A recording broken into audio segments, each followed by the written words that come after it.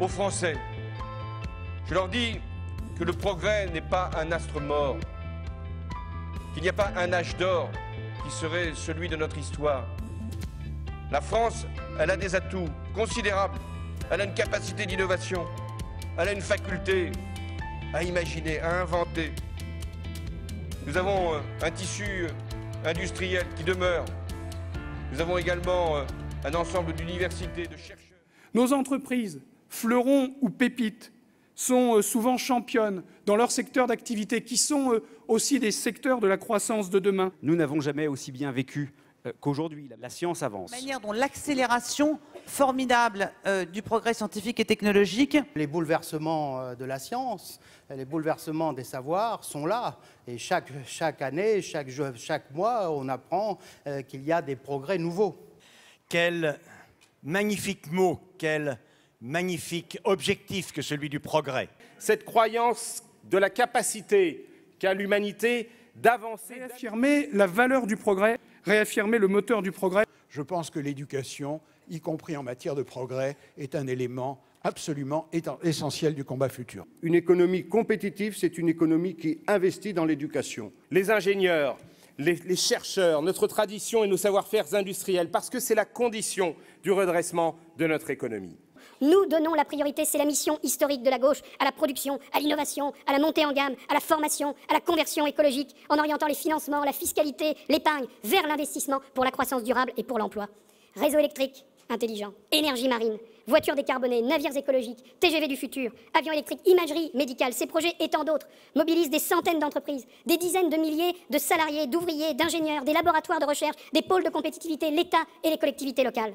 C'est dans notre pays que se déploie actuellement cette impulsion, cette émulation, cette coopération, j'allais dire, cette vibration, pour que la France et l'Europe soient à l'avant-garde d'un nouveau modèle de développement économique, social, écologique.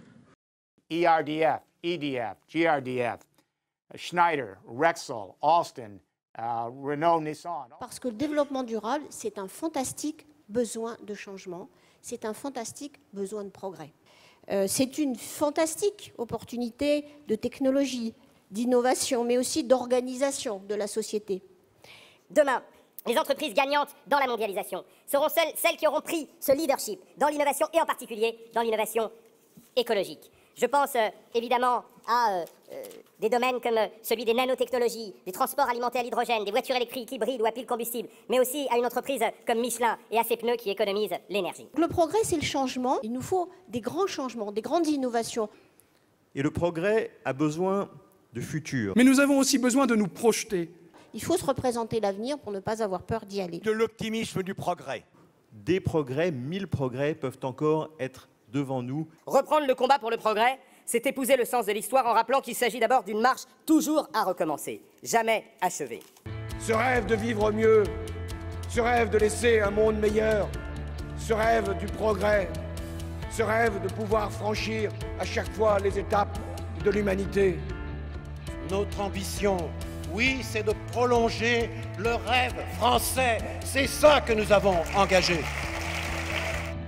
Il faut replacer la science et le savoir au cœur de la cité. La science, ainsi, est une condition de notre avenir. Donc, je crois qu'il faut mettre de l'innovation dans l'économie et dans la société à tous les étages.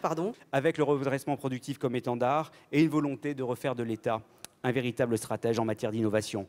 Tout d'abord, un soutien à la recherche pour la recherche, aussi fondamentale soit-elle, c'est-à-dire un soutien aux laboratoires publics, un soutien à l'innovation pour l'innovation. Il s'agit donc de valoriser davantage les découvertes, les avancées, les succès de la science, parce que c'est aussi comme cela que nous réinsufflerons l'espoir dans notre pays.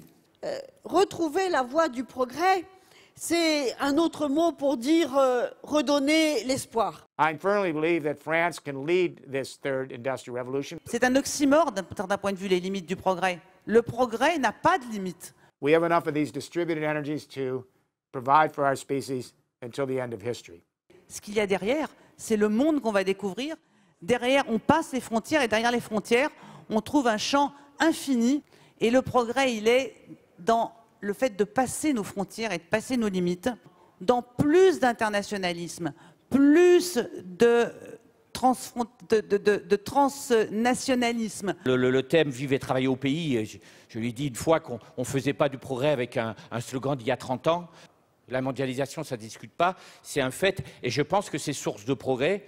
Les âgés ne font pas que coûter, tant s'en faut. Et je pense bien sûr à cette silver economy, cette économie au service de l'âge, appuyée en grande partie sur le numérique, avec la domotique, tous les dispositifs d'assistance, la robotique, parce que ça fait brancher. Le progrès n'a jamais été un chemin linéaire. Il est le fruit de siècles de dévouement, de travail, d'efforts. Au moment où il faut manifester la volonté et le travail pour se redresser. Pour redresser notre pays. C'est bien dans un combat que nous sommes engagés. Que le drapeau du progrès soit porté haut.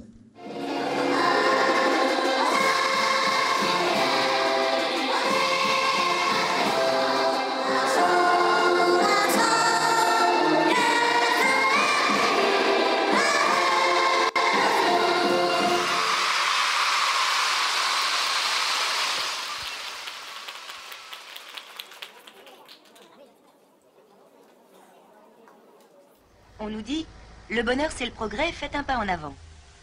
Et c'est le progrès, mais ce n'est jamais le bonheur. Alors si on faisait un pas de côté, si on essayait autre chose.